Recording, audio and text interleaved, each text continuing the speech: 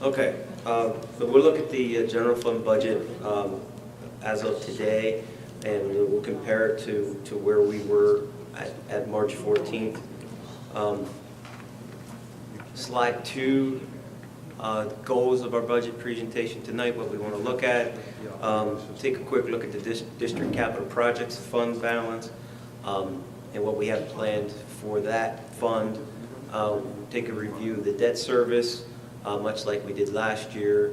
We'll provide a status of the 18-19 budget, and we will certainly want to define our path moving forward with the 18-19 budget as we move towards our May budget meeting and May vote, and then our June budget meeting and our final June vote. Capital Projects Fund, the fund balance as of June 30th, 17, $17.9 million. Our summer capital projects from 2017 that are being paid in 17-18, 1.7 million. Our estimate for next summer, or the summer of 18, these are the projects that the board voted to approve a month or so ago. It's the Bedminster roof, the Guth roof, say that 10 times fast, Sellersville paving, South Middle School paving, and the turf replacement. Those estimates are about 2.2 million. In our 3-year capital project plan, we have estimate for the 2019 projects, and that's at 2.8 million. And then we always carry an estimate for any type of network equipment refresh that we might need in the capital projects fund. You know, we just want to make sure that we have, you know, technology in our mind that we may need, you know, servers or whatever it is, you know, when we need it, that we have some amount of money set aside so that we make sure we have that available. So estimated balance after those commitments is about $9 million. Next slide 4 is a look at the debt service. This is the same slide I showed you last year, less the fiscal year 2018. So we took that year off. We have about 6 years left of our debt service, which is relatively stable, about $13 million a year. The blue is the principal, and the orangish color is the interest. And you can see as we go out, further we go out, the amount of principal we pay goes up compared, and the amount of interest we pay comes down, just like your home mortgage, just like your car payment. The closer you get to paying it off, the more money goes towards the principal. And then after the fiscal year 2024, which is 6 years out, our debt service drops off from that $13 million down to about $6 million.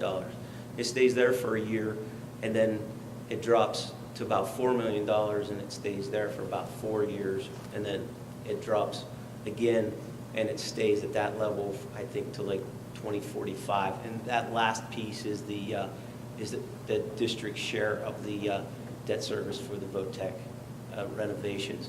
So when you get to fiscal year 2029, the district will have paid off all of the debt service for the district itself.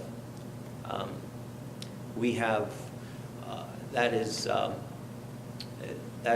roughly about $90 million of outstanding debt that you see there that will pay off between now and 2029. Okay. So when I came, we were at about $120 million of debt, where we've been knocking off about $10 million a year. So we're at about $90 million. So the next slide is just a repeat for you. You saw this last month. This is the Act 1 index impact, what district is allowed for tax rate increase under the Act 1 law this year. Based on the median assessed value, the impact to the property owner is about $103. The Act 1 index, again, is the 2.4%. That allows us that 3.2 mils of tax increase, and the estimated dollars there would be just under $2 million additional revenue to the district. So since March 14th, what have we done? So on the revenue side, we went back in, we took a look at our real estate revenue, and this is a question that Mr. Krause asked me last month about the real estate tax collection rate. So, Bill, at that time, we were under 97%. The last 2 months, we've booked additional revenue in that account from current year delinquents. Okay, we're now back up over 97%. So we will book those the rest of this year. So when we take those into account, we're back up over 97%. So I think it's safe. Our history over the last 5 years, we've been over 97% each year. I think at this point it's safe that we go to 97%. Is it a little bit more aggressive? It is. Definitely a little bit more aggressive. Puts us at a little bit more risk, but it maybe is a little bit more realistic than where we were at. So let's take that chance. Let's take that to 97%. That increased the real estate revenue by about $418,000. And also looking at our history over the last few years for the interim real estate taxes, and we have a lot of building going on right now in the district. We think that we can take that one up by $50,000. Now that's one that goes up and down. It depends on the amount of building. When the building slows down, we're going to have to back that off. But for next year, I think we can bump that up. Interest earnings is another area we're seeing a lot of growth in our revenue side. So we took a look at where we're at now, what we have invested through from now to the end of the year, and you guys get that investment report each month in your packet, and you can see our long-term, or our not bond issues, but our CDs that we have out there. I'm sorry, our CDs. So we feel comfortable that we can put another $150,000 in that line item for next year. We do expect interest rates to go up a couple more times. The Fed is saying they're going to continue to increase interest rates. So last month we saw an interest rate from our PSLAF accounts, another 0.1%, so, or another basis point. So that's we feel comfortable with that. The next one is increased transportation revenue. Last month I told you I had that flat. We had just gotten the reports in for the transportation subsidy, and we're going to get about $119,000 more. So we went ahead and put that in the budget. And I have a reduction in Social Security and retirement revenue, and that's due to the fact that we reduced salaries because of the retirements and so forth. So when salary comes down, that revenue line item, those two revenue line items have to come down. So on the expenditure side, and I'll show you what all that means after this slide, but on the expenditure side, since March 14th, we do have our changes in salaries and benefits of about $950,000. We have retirements and resignations that we're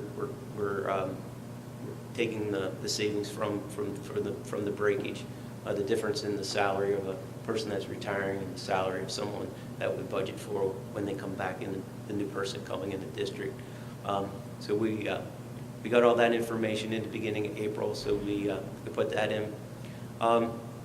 We took a look at the substitute line item, and we decided, based on the last 2 years of history with Source for Teachers, that we could take that down a little bit. So we took $40,000 out of that line item.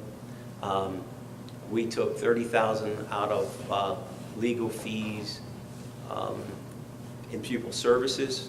So actually, what you saw tonight was a $10,000 increase. We actually went in and took that down, because in the initial budget that we did, it was a little higher. It was $30,000 more. So once Sherry took a look at it, had a little bit more data where we're at right now, we decided to back that down a little bit. And then professional technical services, maintenance contracts for the maintenance department, we took that down a little bit, and that's based on our history. We added $100,000 for security staffing under the professional services part of the budget, and then we took another look at our natural gas, our electricity, and our oil, and we knocked those down a little bit. again, based on the last 2 years of history, we're in the second year of a 5-year contract with our electricity that the board passed or approved. We think we have a little bit of room there that we could bring these down a little bit. Still have some cushion in case we have a real bad winter, but still, again, we think we can make a little bit of room there. Okay? Any questions on any of that? Okay. So what does that mean? Third column from the left is the March 14th, where we were at. We had revenues and expenditures, which showed a deficit of $2.3 million.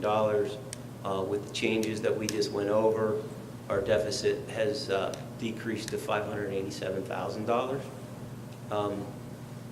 So the budgeted expenditures at this point exceeds the revenues by 0.4%. The deficit is equal to a real estate tax increase of 0.9503 mils, or 0.7% of the tax increase. And the increase per property at the median assessed value that we usually look at is $29.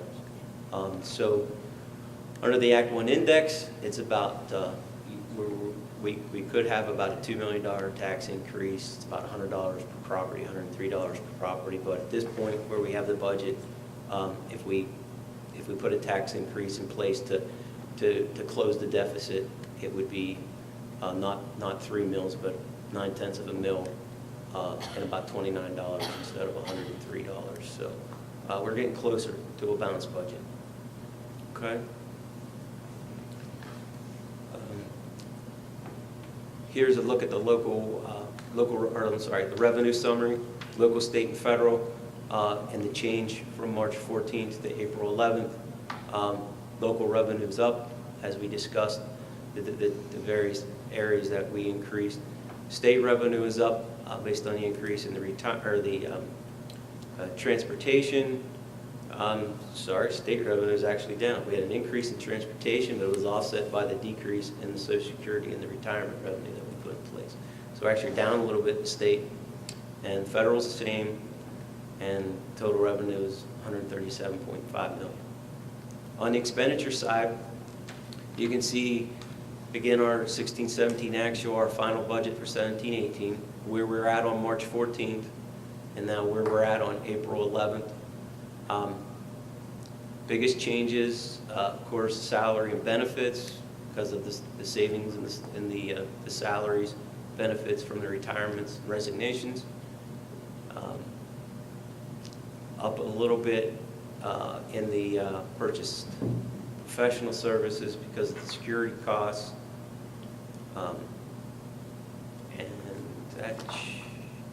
And we are down a little bit in the supplies because of the energy cost we reduced.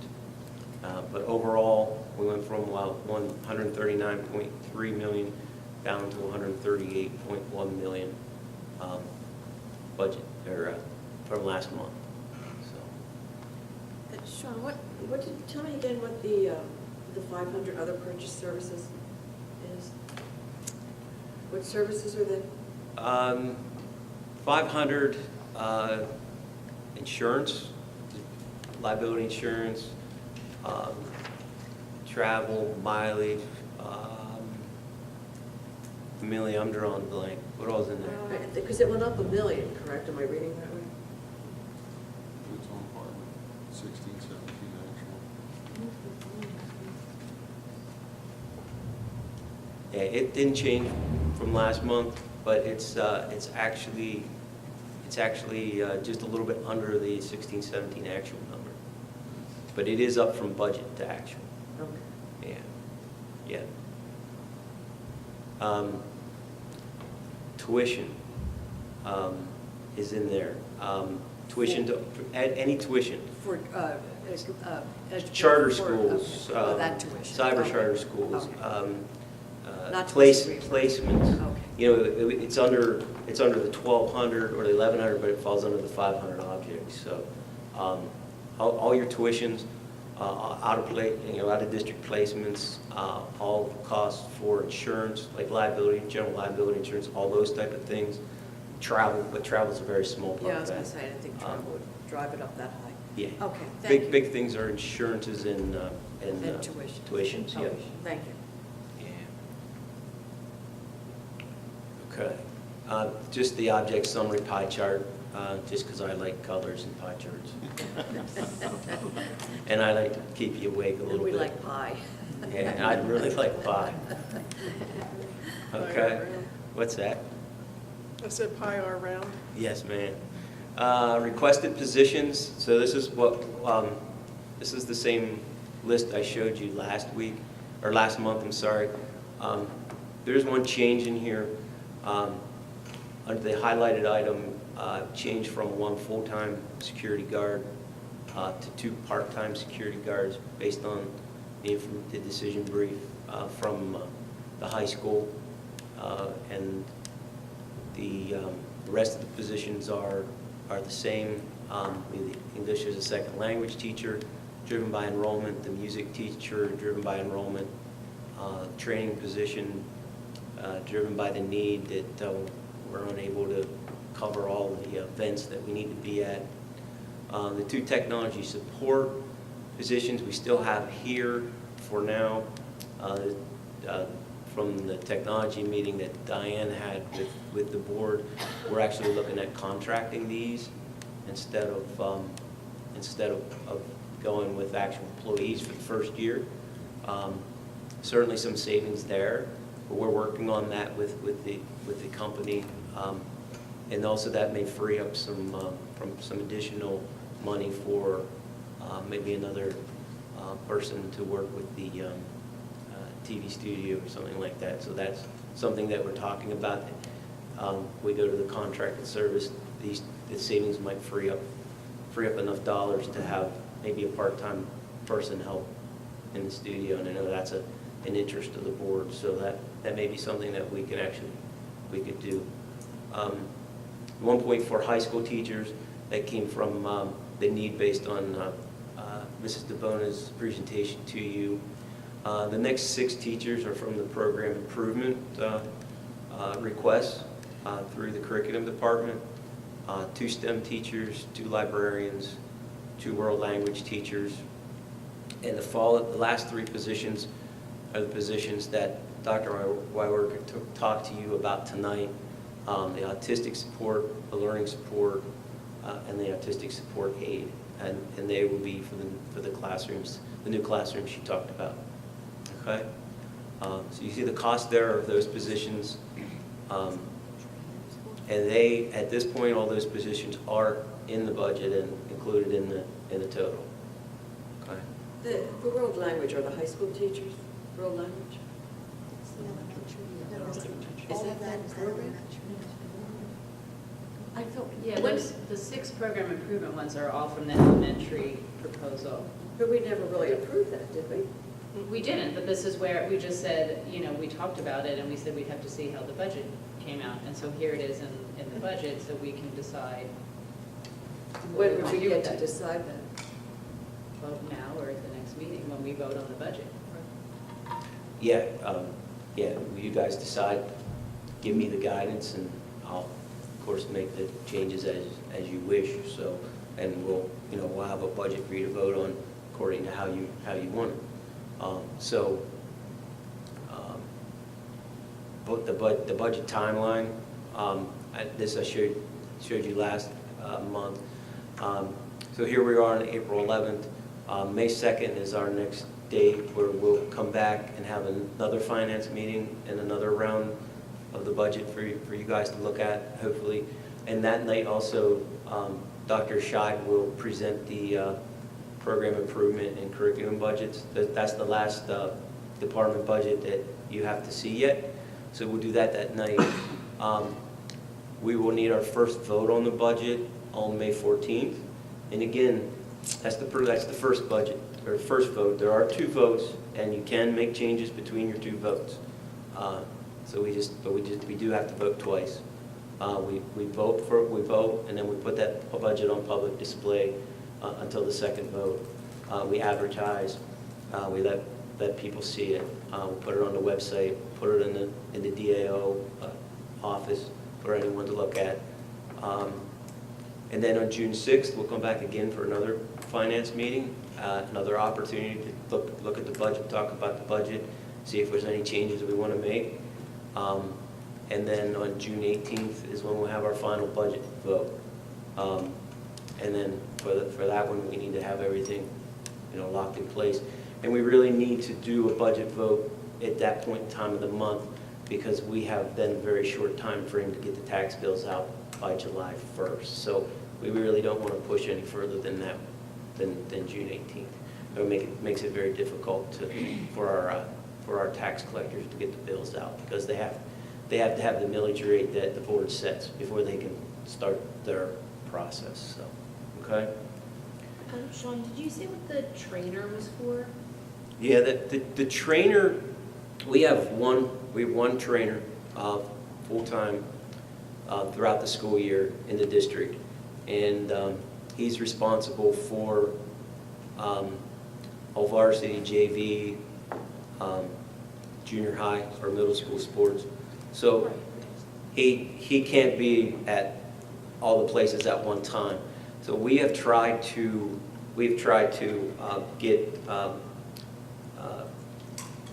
buy training services from different vendors, and we just can't get anybody to do it.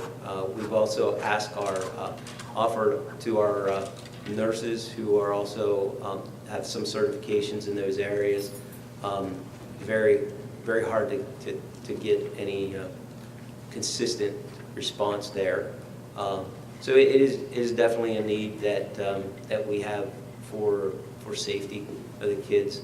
I know Mrs. McHale has spent a lot of time in trying to find people, and through different organizations, like different health organizations, trying to buy that service, and we just haven't had very much luck covering these events. So that's really what it's about, is making sure that, and if a kid gets injured in an event, say at a junior high event, and our trainer is not there because he may be at the high school covering a football game or something, and if the referee sends that student out, as I understand it, he or she can't come back to an event until they're cleared by the trainer.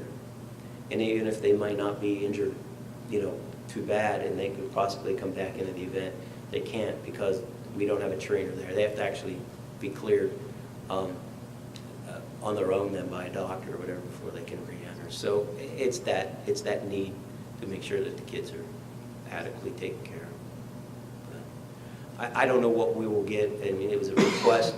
We put it in the budget. It's up to the board whether they want to fund that or keep that in. It is a recommendation from our current trainer, from our AD, high school principal, and so forth. And certainly our ADs at the middle school level, they struggle with this, having adequate coverage there for their kids at the middle school levels. And really, one probably isn't enough, but one is better than the one we have now, if we have two. So, but that's why. Weren't we paying some, weren't we contracting with a company for Yep, trainers? we were trying to. They just, I believe, I'm going to say Jackie was working with St. Luke's, I believe, at one point in time, and I'm not sure the details, but it just didn't happen. They just either weren't able to provide it, or it fell through again. And we've also tried our employees, offered them extra wages to stay and do those things, and sometimes they can, sometimes they can't. So we end up with a very sporadic coverage. Okay. Can we look into whether or not there's other companies, or maybe she already has? Yeah, she has. I can ask her to give the details of that. I just don't know what all she did, but I know she worked on it. Okay, and then could you get us a breakdown of how many security officers we have, because we're adding more and I don't know how many we have. Yeah, we can talk about that. Yeah, could we get a breakdown of that? So right now, we have 3 full-time security officers. 2 of them work the first shift. One of them works the second shift. And then we, since probably about a month or two, we started having two part-time security officers at night here at the high school to cover doors and coverage. So at this point right now, we have three full-time and the two part-time, and that's how they're split up. Two full-time in the morning, one full-time comes in about 11.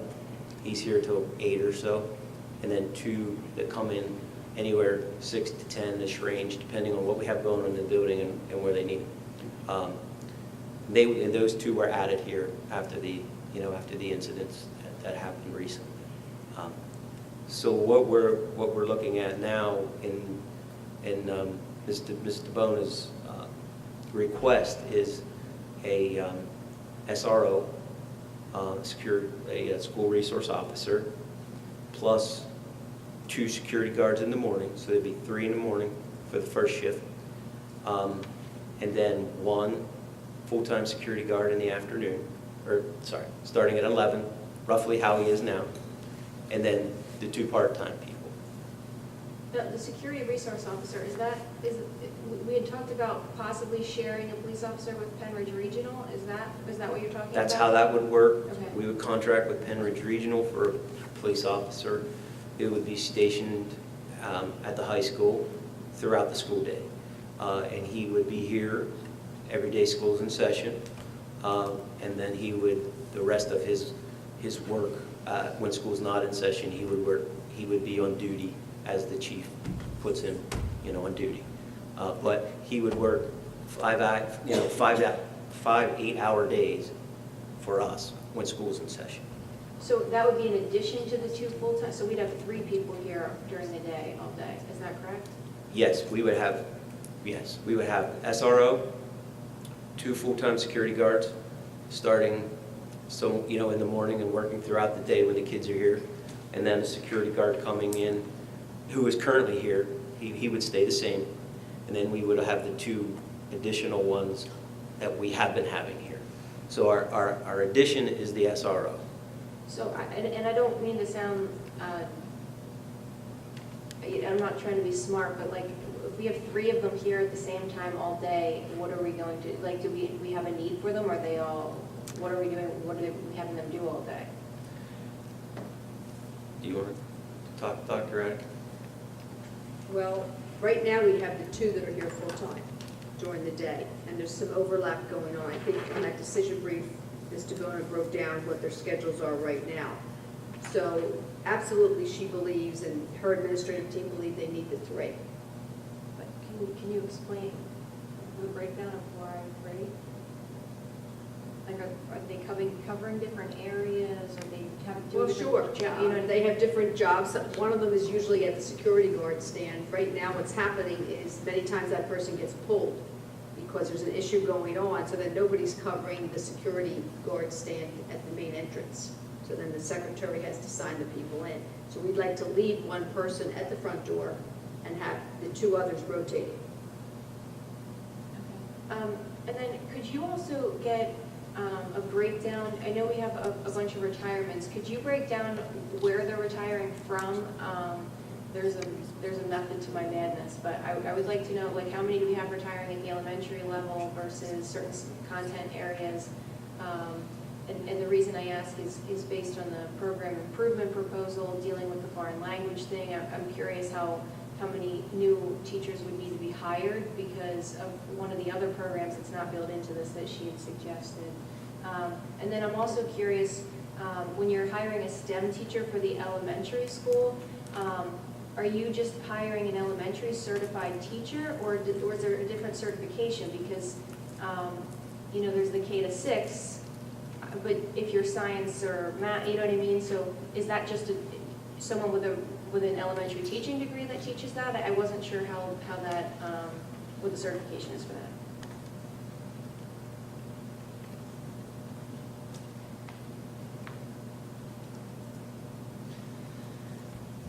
Okay, me neither, way outside of my expertise Yes, range, thank you. for sure. But Dr. Scheid will be here next month also, so these are great questions for her. And is that when then we'll talk about whether or not to, approve all these positions? Yep, those discussions have to happen tonight or Should next- start tonight, is what the board's intent is, and continue if needed on the 2nd, so that on the 14th, we have an idea of what we're actually going to try to pass as a budget. So we can't wait until the 14th to have that discussion. Slide 15, we're getting there, says options to balance the budget. I had one more question, and I don't agree with, I just wanted to know, what's the cost difference between like an SRO and a security guard? Like, would it be more? Ooh. Okay, so an SRO. I know the difference, I wanted to know like the Yeah, cost difference. yeah, so the SRO, we have estimated at $100,000. Dr. Raddick and I got an estimate about 2 years ago from the chief, and at that point it was $86,000. So we're asking him for an updated estimate, but so to be safe, I put in $100,000. So I think that's plenty. I think we have a fair number in there. But a security guard full-time with benefits is about $62,000. So roughly, we're looking at, $37,000, $38,000 difference. I have a question related to that. So in the, on slide 12, you have the requested positions, and you have the 2 part-time security officers. Mhm. So is the SRO is already built into the budget? No, he or she is back in the, on slide 7, where I increased professional services by $100,000 for security staffing. That's the SRO. I added that this time. That was not there last month, okay? So we put that in. And then we went to slide 12, and we did have 1 full-time security guard here. But we changed that to the 2 part-time security guards that we have here at night. Okay, so if we're going to keep, at the very least, if we're going to keep these 2 folks here at night, we need that, because that was an add-on this year, and that's not in our budget. Okay, so Right, and that information, all those numbers here, that's in the decision brief that we got today? Yes. Yeah. Mhm. Thank you. Yep. Briefly, as I understood it when I talked to Chief Blake too, that we're paying part of the SRO, like 75%, correct? Is that what reflects in your cost? Yes, Not yes. 100% of this officer? Yes, Okay. yes. Last, when we met with him 2 years ago, he was quoting a full price of somewhere between $120,000 and $130,000 for an officer for a year. Right. So that's where we came up with like $86,000. So, and again, that was 2 years ago. So I just was safe, and I wanted to be safe, so I put in $100,000 at this point, and then we'll get much better, numbers from him. Right. So hopefully, I'll have enough here. But again, it's like 70, I think it's 75%. Yes, that was So what I he, think the board that's needs what to he talked, understand that, yeah, when I look back at my notes, that's what he talked to Dr. Raddick and I about a 75-25. He would use the officer whenever school's not in session. Right. And officer would work a 12-hour shift there, but when he's with us at school, he or she would work 8-hour days, and so that he or she could do 5 days a week and be here all 5 days a week, so. And I assume this SRO was armed Yes. as an SRO? Yes, an SRO is a police officer. That's what I And our just wanted police to confirm officer, that, yeah. they have arresting power, they have jurisdictional rights within the coverage of Pennridge Regional Police Department. And And as a I matter of could- fact, I think Chief Blake felt that, I'm sorry, that it was actually save time and money because they could have the arresting power. Right, one of the things that he likes about the SRO idea for us is that they get called to the high school. Right. And that takes one of their officers off the street. They're short, just like a lot of other places are short. So even though, this person will be working here 8 hours a day, 5 days a week, in the summertime, this person is full-time and is going to be out on the Right, streets. right. So it's a win-win, really, we think, all the way around. Oh, I've been wanting this for a couple of years, so, okay, thank you. Yeah, you know, when we sat as an administrative team, we, you know, based on the last 2 months, I mean, if there was ever a time Now's the that time. we as a group thought that, you know, an SRO was appropriate, we're there, we're justified, you know, based on what's been happening, that, you know, as big a school as we have, and the number of kids we have here. No, I support it, we went. yes, thank you. I guess my question was more, so it would be about a $75,000 cost to the school for an SRO versus a $62,000. No, that if we. Well, with so- 75, 25. So so the full cost of the SRO to the police department is roughly between 120 and 130,000. Okay. Our share of that is roughly 75%. So that's where we. So this 100,000 is the 75%? Yes, yes. Okay. Mhm. So you really, I mean, we would have your other question was the difference between an SRO and a security guard. And that's what I told you, the difference of about 38,000. So if you didn't do an SRO and you put a third security guard on in the morning instead of just 2, then that's that difference. Wait, I just didn't know if like more SRO officers would be more effective than security guards. And I didn't know if the cost difference was there to like having 2 SROs and 1 security guard. I mean, if you're in that type of situation, obviously one's going to be more. So if you wanted to take one of our security guards and change that to an SRO, Mhm. we would have to increase the budget by roughly another $40,000. Right. Because we would replace security guard with an SRO. Okay. About 40,000 more, roughly. Right, and that's what I was just trying to figure out. Yep, you got it. Thank you. You're welcome. Okay, so there's the list again. And we are on slide 15. So options to balance the budget, things to think about, you know, start to talk about where we're going to go from here. As we saw before, right now the budget deficit is about $587,000. One way to balance the budget is that within your power as a board is to raise real estate taxes. Real estate tax increase of about 0.9503 mils, it's about 0.7%. Increase to the median assessed value is about $29.35. You could budget a commitment of fund balance. So we could say, all right, we're going to take $587,000 of our fund balance, set it aside, and use that to balance the budget. We did that this year, roughly $37,000. We did this. That was the option we took. We set that aside. When we do our fund balance commitments in June, we did a commitment for that amount of money. We could do that again. Okay. Another option is to remove a number of the requested positions that we saw on slide 12 to come up with $587,000, and a fourth, or cut any other expense that the board decided it wanted to eliminate, or any combination of these options that are out there. So we could commit some fund balance, we could cut some positions, we could do any combination of those things. Just really quick, so we have 2 full-time security guards and 1 part-time already working on campus. We have 3 full-time security So 3 guards full-time, that are 1 part-time. already in our budget and have been in our budget. Then, about a month or so ago, after the events that happened, we put the 2 part-time security guards in place at night. Okay? So the difference here is the SRO position. That's the add over what we have now. But we don't have those 2 part-timers in the budget because we just added them. So that's why they're showing up there as a line item. Because we need to, if we're going to keep those people, which is part of Ms. DeBona's plan, we need to get them in the budget. I'm sorry. Go ahead.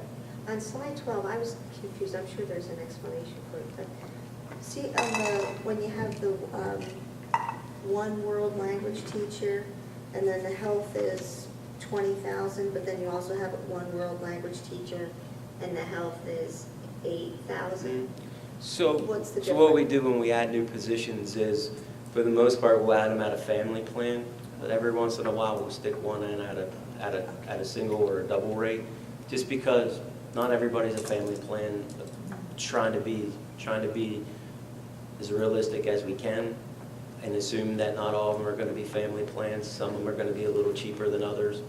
So, but for the most part, we'll do family, but every once in a while we throw one in at a lower rate, just because we're trying to be as real as we can be and not over budget.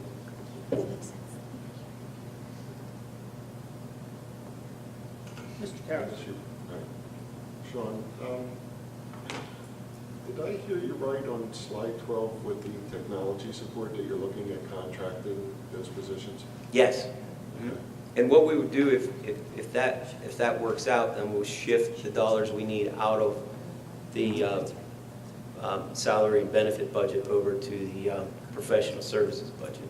And that'll be on a kind of a flexible as-needed basis, or are you planning to contract for the same amount of time?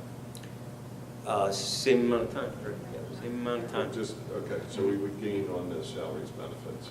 Yep, we're going to save, we, like I said, we believe and when we're looking at it, and Diane's in contact with the company, but we think we could save enough to perhaps do something part-time at the TV studio, and that's been a request. And of course we'll have Dr. Radigan's leadership through that, try to determine what's best there, but we're trying to figure out how all those dollars could play in. Two more questions and then I'll leave it there.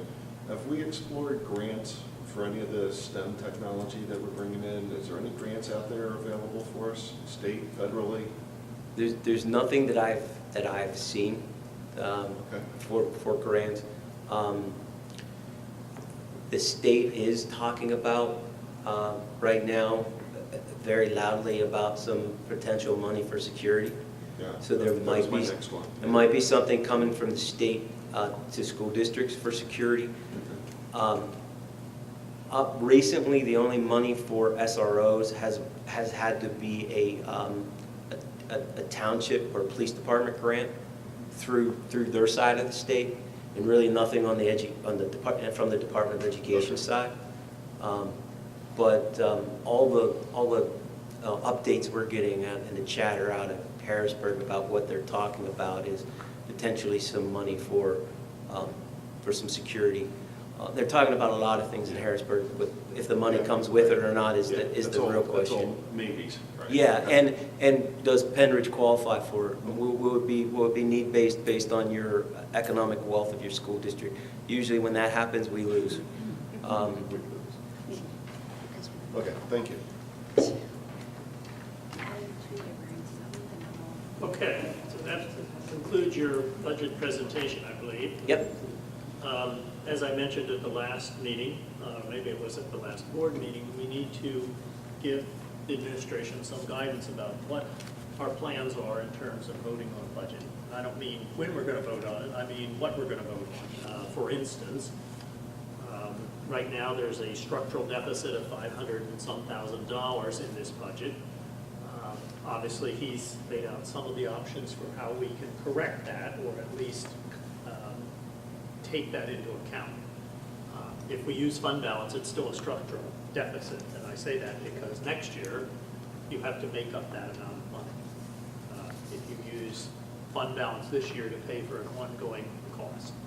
So, if we increase the taxes, obviously that's a tax increase. Not everybody wants to do that. But we do need to give some guidance. And this list of requested positions, we need to determine whether people support those. Because if we don't support them and they come out of the budget, that structural deficit will decrease presumably to some extent, or maybe entirely to go away. So those are the questions that need to be asked and answered. If not tonight, certainly May 2nd. I do have a follow-on question, Dr. Yarnell and Mr. Dahlberg. How much fund balance are we carrying, and what does that look like as a percentage?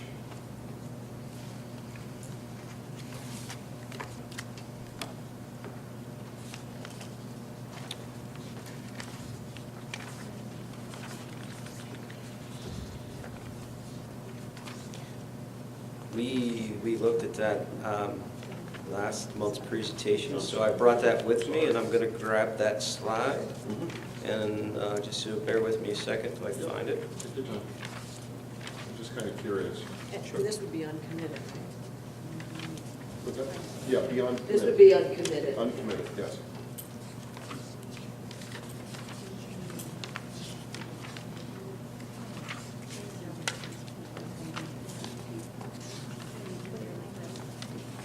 Well, the uncommitted by law basically is between 4 and 8%, whatever they Right, currently I have. just want to see how close we are to that upper limit.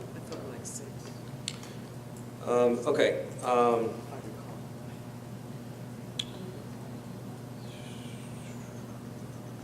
So fiscal balance, or fund balance Uncommitted. unassigned is $9,581,000. Okay. And we are limited to 8% by the state, by law. This percentage, as of last year's budget, was, I believe, 7.5, in that range. Is it that high? It was like 7.5 or 7.6. All right, so we're bumping the upper limit. Yeah, we're, Tell us. yeah. Okay. Yeah.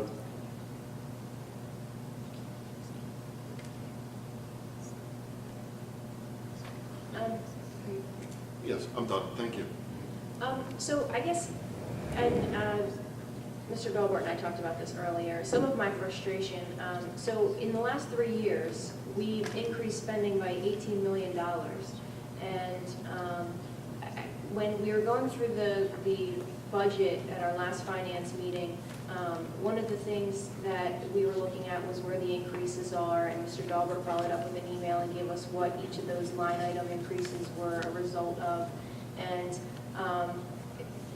where my frustration is, we have certain allotments of money every year that we put towards certain things. So for example, we put $400,000 a year towards the program improvement proposals. So to me, if we're giving that specific allotment every year, we should be sticking to that number. And we've made exceptions in the past. We made an exception for the STEM program. But what I see happening that is kind of frustrating, right? If personnel is part of your program improvement proposal, then you should be picking and choosing, right, in that $400,000 budget for that year. And in addition to that, if we're getting textbooks, a lot of times what happens is we'll get a program improvement proposal for math textbooks, and then they'll say, well, but we're not going to include that in our program improvement proposal. We're actually going to pull that from our math budget, or we have those funds in our math budget. But then what I didn't realize was happening is when you then look at the math budget, they're increasing the math budget for that year to make up for those textbooks. So really, we're just going over budget, but we're borrowing it from somewhere else. And then the next year, it looks like we have a decrease there because we're not buying the textbooks anymore. So it's like we have that department money that we're increasing and decreasing so that we can funnel whatever we're purchasing above our allotments every year. And to me, I feel like that's why we keep getting over our amounts. When you look at, for example, Canvas, when you purchase Canvas is a yearly expense. You're going to have that recurring expense every year. But the first year that we pass it as a program improvement proposal, it goes under that $400,000, and then future years it's taken out of the regular budget. The same thing could be said for personnel if that's part of a program improvement proposal, right? That first year, it would be taken out of that budget, and then the following years, going forward, obviously that would come out of personnel. But the same thing with technology, right? It looks like we have a decrease in the technology budget, but really personnel is part of the technology budget. So I just feel like we're kind of playing with funny money, moving things back and forth so we can have more increases than what we're allotted. And we can't afford all of these things at once. So I think we need to be picking and choosing and not, because $18 million in 3 years is unsustainable. It's not sustainable. And so I just think that we need to be more cautious and more diligent with how those increases are going forward. That's my thoughts. We also have to remember that over 70% of our budget is personnel, and that's a lot of the increase as well. Doesn't have to be. Well, 3 years ago, well, not last year, but the year before, the budget increased by $10 million, and that wasn't all personnel.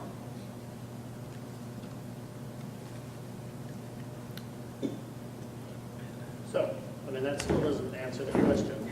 So Unfortunately for So, the administration as to how they are to proceed from here in terms of this budget. okay, so my thing is, I think that we need to look at what is most, I think that the administration needs to go back and look at some of those things, because it's not, we can't be approving, we can't get everything we want every single year, right? And to be borrowing it from all these different funds at the same time, I just think that's more than what, when we have an allotment, and we're given that allotment every year to buy new things, you know, sometimes you can't buy more new things than what that allotment is. And so I think that we need to prioritize, I think we need to go back and prioritize which of those things is more important, which years. And for me, I'm not willing to, I would prefer not to be moving money from fund balance or raising taxes to make up that difference. And then in addition, one of the things that Mr. Loeffler and I had talked about, and Mr. Dahlberg, when you go back to that debt payment that's dropping off in 6 years, we have a lot of money in capital funds, because every time we take in more revenue than expenses, we take all of that money and we put it into capital projects. So now we have a pretty extensive surplus in our capital projects fund. And so one of the things we should be looking at is over these next, and Mr. Loeffler's working on that now, and hopefully, you know, maybe the next meeting, I don't know what it, I don't want to put words in your mouth, but 2 or 3 months. Okay. July, maybe. okay, he's going to have a presentation of looking at that long-term plan until that drop happens, to see, do we have enough money in our capital projects fund to fund the projected projects over that time?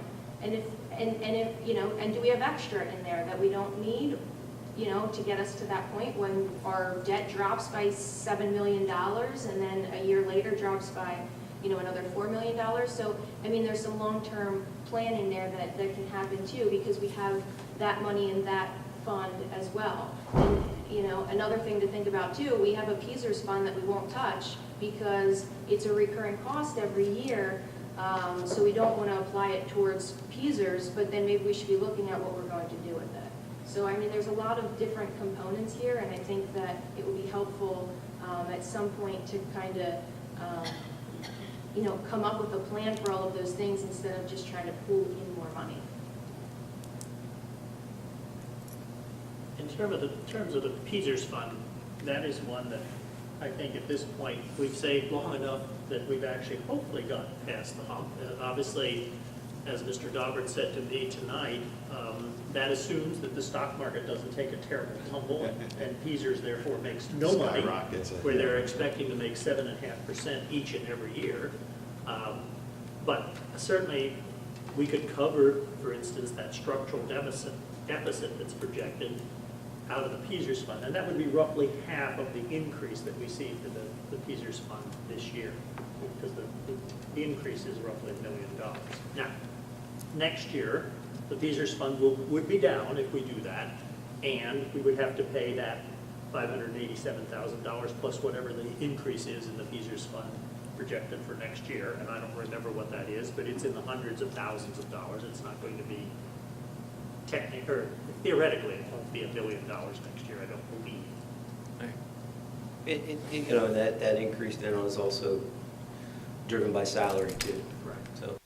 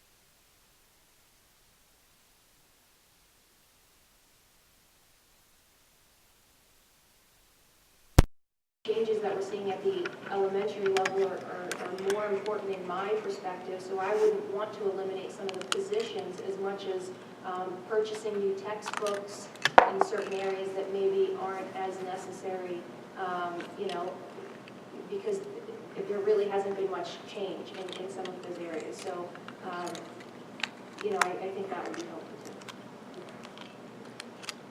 too. Okay, I am in disagreement with the language being implemented at the elementary school. If I recall, it was $500,000 the first year, and that is only going to escalate as the years go on.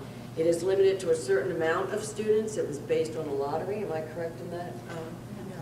No, the positions that are in here are for everybody to take it as a Everybody special. to take it. This isn't the immersion. This is not the immersion. This is everybody, The special. and it's balanced Okay. against the STEM. So if you eliminate the 2 language teachers, you can't really run the STEM either because you need Okay, all 4 of them. Okay, thank you for the clarification, because I am not in agreement with the immersion program at Yeah. all. Okay.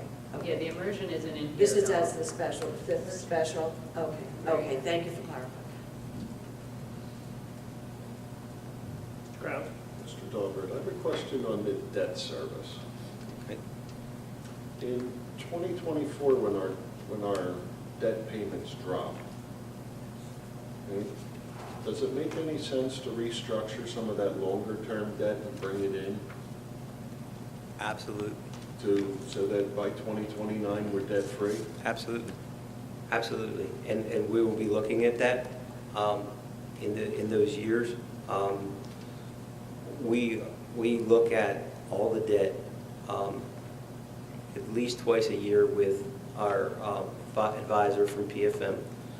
We have a number of issues right now that are, from a time aspect, qualified for to be reissued, but unfortunately, the rates went up. The rates went up, and right now, we've lost any savings from the market in any type of refinancing. But what you're saying is absolutely true and absolutely correct. We need to, and we will be looking at those years to see if it makes sense to draw some of that debt service closer in order to pay it off sooner and save that interest. Right. Yeah. But about half of our issues now are